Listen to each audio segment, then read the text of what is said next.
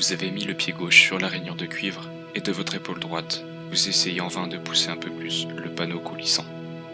Il est enfin là, devant vous, l'objet de votre convoitise. Ce pourquoi vous avez tout abandonné. Ce panneau n'était que le dernier obstacle vous en séparant, un dernier effort, et il serait finalement à vous.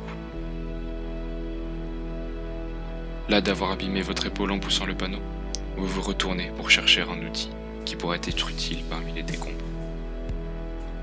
L'explosion de la salle précédente a détruit une grande partie du labyrinthe. Vous y avez échappé de justesse grâce au dispositif de défense que votre compagnon d'exploration vous a légué. Son sacrifice pour arrêter la bête n'est pas vain. Ravalant un sanglot à la pensée de cette mémoire, vous baissez pour ramasser un charpnel issu des murs d'acier ignifuges du labyrinthe. Vous vous êtes replacé devant le panneau et vous utilisez le débris comme un pied de biche pour forcer l'ultime obstacle. Votre bras gauche vous fait beaucoup souffrir pendant cet effort.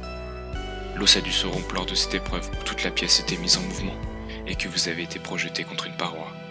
Votre compagnon vous avait sauvé cette fois encore. La corde qu'il vous a lancée vous a permis d'échapper au vide vers lequel la pièce vous attirait. C'est juste après cela que vous avez rencontré la bête pour la première fois. Le panneau finit par céder au bout de quelques minutes de souffrance, libérant enfin l'accès à votre trésor. N'y croyant pas, vous regardez votre module Ariane qui vous a guidé jusqu'ici. Il confirme que vous êtes enfin arrivé à votre objectif. Trouver ce dispositif de guidage a été si difficile. Vous avez affronté la personne en qui vous croyiez depuis toujours. Elle était votre modèle, mais il vous fallait absolument ce gadget. Mais le plus difficile a été d'atteindre le labyrinthe, une immense construction perdue dans l'immensité de l'espace. Avec un voyage, vous avez défié le temps lui-même. Tout cela pour arriver à cet objet, ce Tesseract. La cure de votre petite sœur qui perd la raison à cause d'un mal plus ancien que le soleil. Il était là. Il suffisait d'y toucher pour exaucer votre plus grand vœu. Décidez enfin d'y toucher. Et plus rien.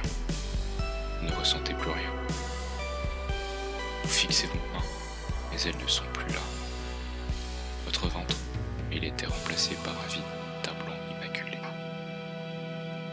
Mais vous n'êtes pas surpris, ni horrifié, car au fond de vous, vous savez que votre vœu est exaucé, que l'ultime prix à payer pour cela était d'être ici, dans le néant. Vous vous endormez alors paisiblement, peut-être pour ne plus jamais vous réveiller.